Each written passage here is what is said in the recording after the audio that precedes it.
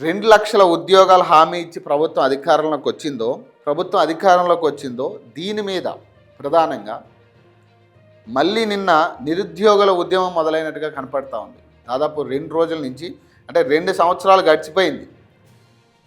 ఇక మొన్న రేవంత్ రెడ్డి గారు కావచ్చు, మొన్న పొన్నం ప్రభాకర్ గారు ఇక కన్ఫర్మ్ చేసిండు, ఇక ఇప్పట్లో నోటిఫికేషన్ ఉండదు, గవర్నమెంట్ ఉద్యోగాలు ఉండవు. సో ఈ నేపథ్యంలో నిరుద్యోగులందరూ మరోసారి రోడ్డెక్కిన పరిస్థితి. అశోక్ నగర్లో నిరుద్యోగులు నిన్న ఎక్కడికక్కడ అరెస్ట్ చేసిన పరిస్థితి. నిరుద్యోగులు వాళ్ళని ఇబ్బందులు పెట్టి ఎక్కడికక్కడ ఈడ్చుకెళ్ళిన పరిస్థితి. వాళ్ళందరూ కూడా చదువుకున్న వాళ్ళు, చట్టం తెలిసిన వాళ్ళు. సో ప్రస్తుతం నాతో పాటు వెంకటేష్ ఉన్నారు. నిన్న ఇతను కూడా అరెస్ట్ చేసి తీసుకెళ్లిన పరిస్థితి. ఇప్పటికి కూడా పోలీస్ స్టేషన్లో ఉన్నారు వీళ్ళు. సో నమస్తే అన్నా. నమస్తే. ఏం జరిగింది అసలు నిన్న? ఎంత బాధాకరం అంటేనా, మాకు మేనిఫెస్టో ప్రకటించినటువంటి మేనిఫెస్టో చైర్మన్ అయినటువంటి శ్రీధర్ బాబు గారు శాసన మండలి సాక్షిగా ప్రైవేట్ ఉద్యోగాలు చేసుకోండి మొన్న మాట్లాడిండు. మేమేమన్నామంటే, సార్ మీరు మేనిఫెస్టో 2,00,000 ఉద్యోగాలు ఎడరికిస్తామన్నారు, మేము ఉన్న 35 లక్షల మందికి ఉద్యోగాలు అడగలేదు. మీరు ఏదైతే మేనిఫెస్టో పెట్టిందో ఆ మేనిఫెస్టోలో ఉన్న ప్రకారం మాకు ఉద్యోగాలు ఇవ్వండి అని మేము అడిగితే, ప్రైవేట్ ఉద్యోగాలు తీసుకుంటే అందరికి ఉద్యోగాలు ఇవ్వడం కుదరదు అని చెప్పి మాట్లాడిండు. మరి మేనిఫెస్టో ఎందుకు చెప్పినావు? మరి మేనిఫెస్టో జాబ్ క్యాలెండర్ ఉంది, నిరుద్యోగ వృత్తి ఉంది, 2,00,000 ఉద్యోగాలు ఉంది, దీని గురించి నేను ఎందుకు మాట్లాడలేవు అని చెప్పి చిన్న శాంతియుతంగా మేము అందరం కలిసి చిన్న ధర్మ కూడా కదన్నా, శాంతియుతంగా కొంచెం మాట్లాడదాం, బాగిద్దామని అనుకున్నాం. అయితే ఒకటి, ఇప్పుడు మేనిఫెస్టోలో ఉన్నదే కదా మీరు అడుగుతున్నారు, మీ సొంత మేనిఫెస్టో కాదు కదా అది? సొంత మేనిఫెస్టో కాదు, మేనిఫెస్టో రాసింది కూడా శ్రీధర్ బాబు గారే అన్న. మరి ఆయన సమాధానం చెప్పాలి కదా దీని మీద. సమాధానం చెప్పాలి. ఇప్పుడు ఎట్లా అంటే పోలీసులు ఇట్లా నడుముల పైన పట్టుకున్నట్లే గుద్దుతుండ్రు అన్న. ఎంత ఘోరం అంటే ఎవరు చెప్పుకోవాలి. తెలంగాణలో మేధావులు ఇక్కడ వెళ్ళు, ప్రజా సంఘాలు ఇక్కడ వెళ్ళు. ఇప్పుడు అసలు ఏం చేయాలనో దిక్కుతోచినటువంటి పరిస్థితి. ఇంకోటి ఏంటంటే, ఈరోజు రేవంత్ రెడ్డి గారు ఓడి అనేది సినిమా థియేటర్ కి ఓపెన్ చేయడానికి వస్తున్నాడు. ఈ రోజు రేవంత్ రెడ్డి గారు cinema theatre opening theatre opening అన్నది, థియేటర్ ప్లేస్ అన్ని కలిపి. ఇప్పుడు దాని ఓపెనింగ్ కి ముఖ్యమంత్రి వస్తున్నాడా? దాని ఓపెనింగ్ కే ఈ రోజు ముఖ్యమంత్రి వస్తున్నారు. అందుకే పొద్దుగాల 5 గంటలకు మా రూమ్ దగ్గరకు వచ్చారు. ఓనర్ కూడా అంటున్నారు, మీరు ఏం చేసి వచ్చిండ్రు, పోలీసులు ఇంత 5 గంటలకు వచ్చారు అరెస్ట్ చేస్తే ఏం చేసారు అని చెప్పి. ఓనర్స్ కూడా రూమ్స్ కూడా కాల్ చేసే అవకాశం ఉన్నాయి. 5 గంటలకి వచ్చారు, రూమ్ కాడికి వచ్చిన వారు కింది దిగుంటారు అని అంటారు పోలీసులు. అది కాదు, ఇప్పుడు అశోక్ నగర్కి వచ్చి మీతో మాట్లాడడానికి సమయం లేదు ముఖ్యమంత్రికి. మరి అలాంటిది సినిమా థియేటర్ల ఓపెనింగ్కి రావడానికి మాత్రం సమయం ఉందా? ఇక అదే అన్న, మేము అడిగేది అదే. 8 మంది నిరుద్యోగులు చనిపోయిన కాంగ్రెస్ గవర్నమెంట్ వచ్చిన తర్వాత అట్లీస్ట్ మాకు ఇచ్చిన హామీల ప్రకారం మా సమస్యలు వినండి అని వినతి పత్రాలు ఏనికి పోతే కూడా మమ్మల్ని అరెస్ట్ చేసి గంటలు టైం స్పెండ్ చేసిండు. మరి సినిమా మూవీస్ ఇండస్ట్రీ వాళ్ళకి సంబంధించి గంటలు కేటాయిస్తుండు. మరి మాకెందుకు కనీసం 2 నిమిషాలు కేటాయిస్తలేడు అని చెప్పి అడుగుదామంటే కూడా అడగని పరిస్థితి ఉంది. ఇప్పుడు పోలీసులు పోలీసులు ఏమంటున్నారంటే, నిన్న కూడా ఈడ్చుకెళ్ళారు కదా, ఎక్కడికక్కడ ఈడ్చుకెళ్ళి ఇష్టారాజ్యంగా వాళ్ళ పరిస్థితి వాళ్ళు ఎట్లా చేస్తున్నారంటే పోలీసులు కూడా, అంటే నేను విజువల్స్ చూస్తే చాలా ఘోరంగా ఈడ్చుకెళ్ళారు. అంటే మీరు అందరూ విద్యార్థులే కదా, మీరు ఏదైనా టెర్రరిస్టులు కాదు అన్న. పీజీలు చేసిన వాళ్ళం అన్న, మేమందరము 2 డబుల్ పీజీలు చేసిన వాళ్ళం. నిన్న ఏసీపీ గారు ఏమంటారు, లంచగొడుగు పదాలు ఎట్లా అంటే, మేము చాలా అంటే చాలా బాధాకరం. లంచగొడుగులలో వాళ్ళని గురించి అరెస్ట్ చేయండి అంటాడు అన్న ఏసీపీ.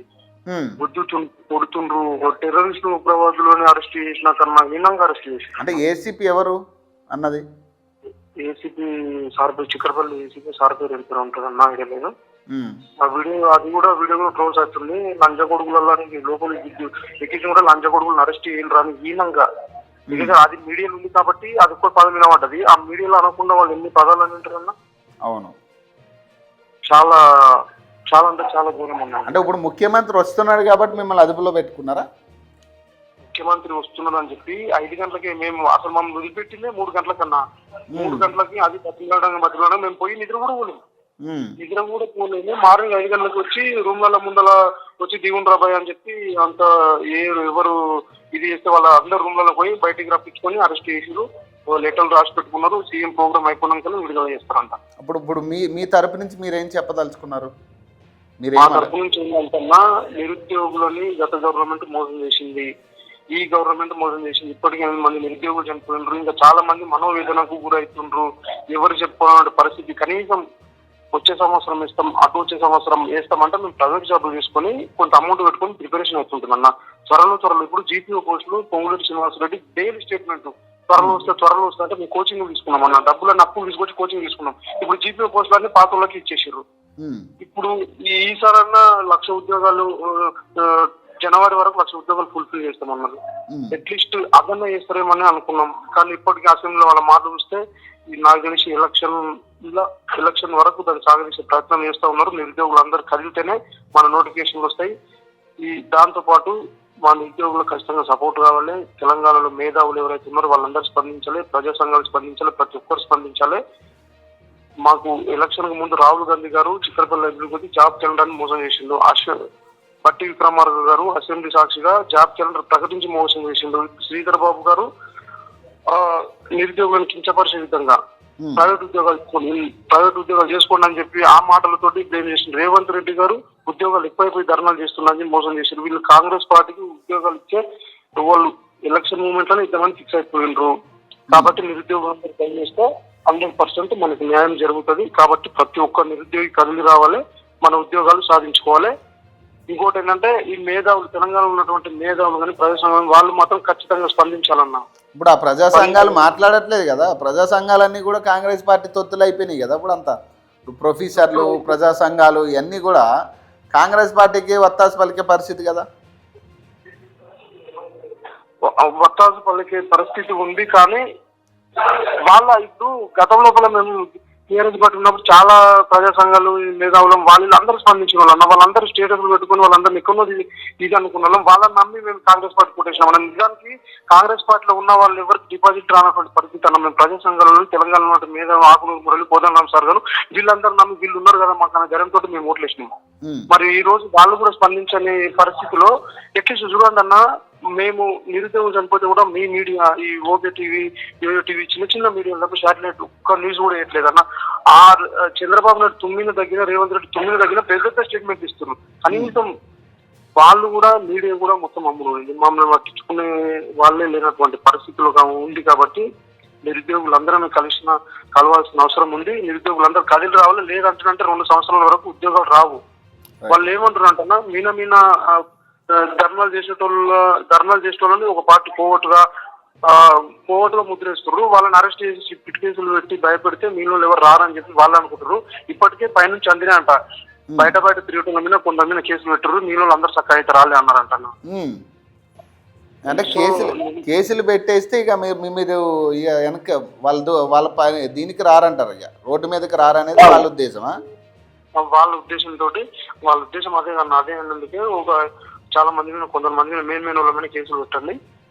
కేసులు పెడితే మీలో ఎవరు బయటికి రారని చెప్పి పైనుంచి ఆదేశాలు వచ్చినాయంట. ఇప్పుడు వాళ్ళే చేస్తారన్న కానిస్టేబుల్. అంటే ఇప్పుడు మిమ్మల్ని ఎప్పుడు వదులుతారంట? మీరు మిమ్మల్ని రేవంత్ రెడ్డి ప్రోగ్రామ్ అయిపోయిన తర్వాతనే వదులుతారంట. ఆయన ఎప్పుడు రేపటి వరకు ఇక్కడనే పెట్టుకునే అవకాశం ఉందంట.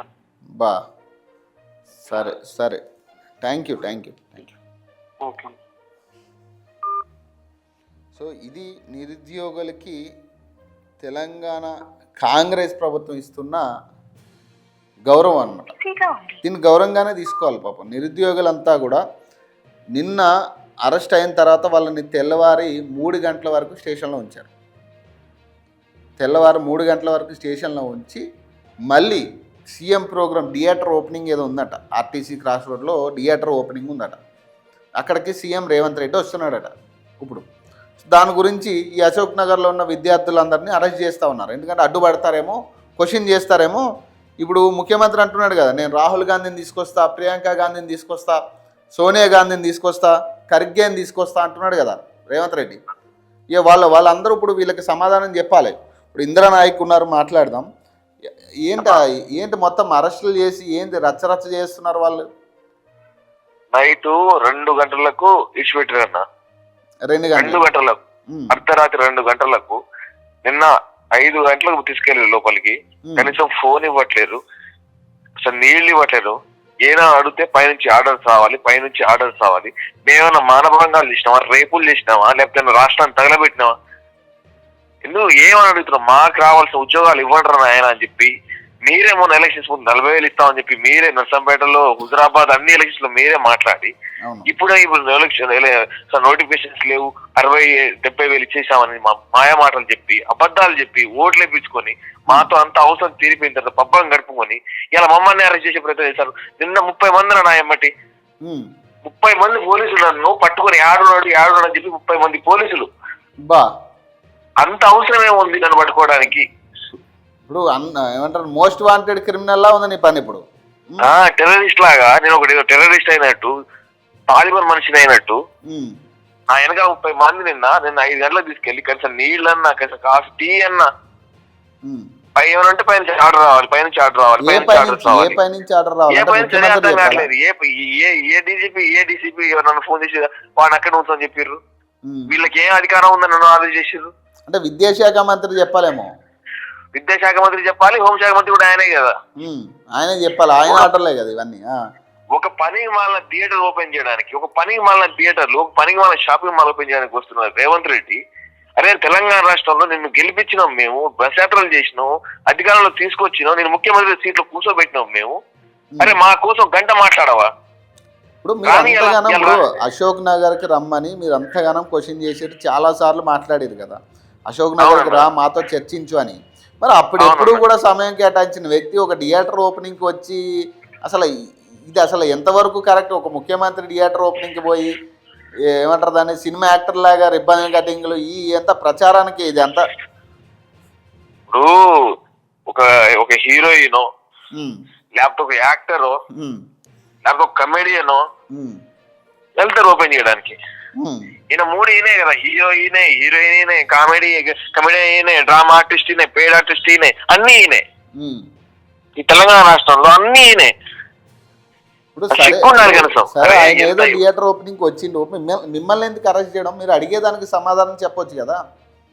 ఎంత ఘోరం నిన్న, అసలు ఎంత మందిని లాగిరన్నా, ఎంత ఘోరం అసలు. ఎంత మంది పోలీసులు రాత్రి మా ఇంటికి వచ్చి నేను ఏదో క్రైమ్ చేసినట్టు మా రూమ్ కి వచ్చి పైకి వచ్చి ఫోటో తీసుకొని 2 గంటలు డ్రాప్ చేసి పోయిర్రు. మా నాన్నలు 30-40 ఫోన్లు ఇంటి కాడ నుంచి అందరు కంగారు పడుతుర్రు. మనమేం క్రైమ్ చేసి లోపల పోయినావా? ఇప్పుడు నిన్న విజువల్స్ లో కూడా ఎక్కడికక్కడ ఆడపిల్లలను కూడా చూడకుండా ఇష్టాచారం ఈడ్చుకెళ్తున్నారు. అంటే ఇప్పుడు మిమ్మల్ని ఎట్లా చూస్తున్నారు వీళ్ళు? ఇప్పుడు విద్యార్థులే కదా మీరు, అందరూ చదువుకుని నిరుద్యోగులు, ఉద్యోగాల కోసం కొట్లాడుతున్న వాళ్ళని ఇష్టారాజ్యం ఆడపిల్లలను కూడా చూడకుండా బస్సు వ్యాన్లు ఎక్కించి లాక్కెళ్ళి చేస్తే ఏంటి పరిస్థితి? వీళ్ళకు కనీసం ఇది లేదన్నా, కనీసం కన్సర్న్ లేదు. అమ్మాయి ఆత్మ మీద అయినా కానీ ఇంకో అమ్మాయి ప్రత్యక్షమైన కూడా ఆడ మాదాపులు అరెస్ట్ చేసిన అమ్మాయి ఇప్పుడు ఫోన్ చేసినాను అన్న, నన్ను కూడా అరెస్ట్ చేసిరన్నా. నేనేం చేసిన, నేను జాబ్ చేసుకుంటున్నా, నన్ను కూడా అరెస్ట్ చేసిరన్నా అని చెప్పాను. అరే అసలు వీళ్ళు మనుషులా లేదా మృగాలా, లేకపోతే వీళ్ళకి పరిపాలన చేత కావట్లేదా? వీళ్ళ అన్ని అధికారులు వీళ్ళ దగ్గర కేంద్రీకృతమై వీళ్ళ ఏం చేయాలో అర్థం కాక మా మీద ఉసుగొలుపుతుర్రు. ఇప్పుడు అసలు మేనిఫెస్టో రాసిన ఇప్పుడు శ్రీధర్ బాబే చెప్తా ఉన్నాడు కదా, ఇక ఇప్పట్లో నోటిఫికేషన్ లేదని. ఆయన శ్రీధర్ బాబు కాదు, సన్యాసి బాబు. ఆయన శ్రీధర్ బాబు కాదు, సన్యాసి బాబు. ఒక జ్ఞాని మాట్లాడిన మాటలు కావాలి. ఎందుకంటే మా చేతులతో నేను ఫోటో పెడతాను నీకు ఒక 10 నిమిషాల్లో.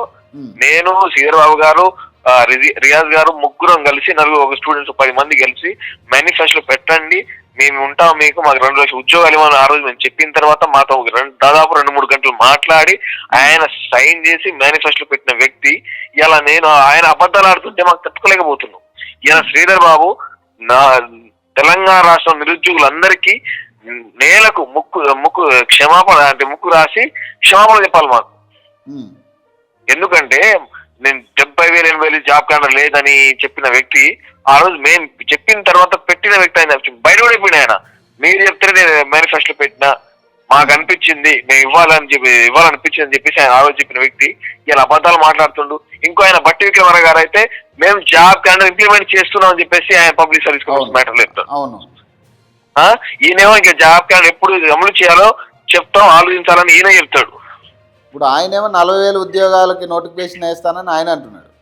ఆయన అంటే సీఎం అంటాడు. అంటే ఎవరి కాదు అధిష్టానం దగ్గర ఈ పబ్బం గడుపుకోవడానికి నేను 70 అంటాడు, ఆయన 40 అంటాడు, ఆయన జాబ్ కార్డు అంటాడు. ఇప్పుడు నిన్న అంటున్నాడు కదా కార్పొరేషన్ ఎన్నికలకి ఇప్పుడు ములుగు జిల్లాలో జరగబోయే సభకి సంబంధించి నేను రాహుల్ గాంధీని, సోనియా గాంధీని, లేదంటే ఖర్గేని తీసుకొస్తా, లేదా ప్రియాంక గాంధీని తీసుకొస్తా సభకు అంటున్నాడు ఆయన.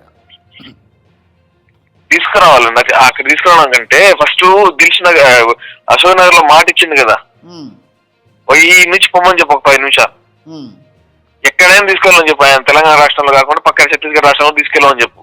కానీ మాకు ఆ రోజు రాహుల్ గాంధీ ఇచ్చిన మాట హామీ ఏమైంది, ప్రియాంక గాంధీ ఇచ్చిన హామీ యువక సైడ్ పోయింది. ఆ రోజు యూత్ డిక్లరేషన్ అన్నారు, అన్ని అన్నారు. ఉమ్, తెలంగాణ రాష్ట్రంలో ఉన్న హామీలని 420 హామీలు అన్ని వీళ్ళే పెట్టిర్రు. ఉమ్, అవి చేస్తాం, ఈ చేస్తాం, రైతులకు అది చేస్తాం, రిటైర్డ్ ఉద్యోగాలకు అది ఇస్తాం, పెన్షన్లు ఇస్తాం, బాతాకాని మాటలు అన్ని మాటలు మాట్లాడేది కదా. మరి ఎందుకు ఏ ఒక్క సెక్టార్కి కూడా ఇలా న్యాయం చేయట్లేదు?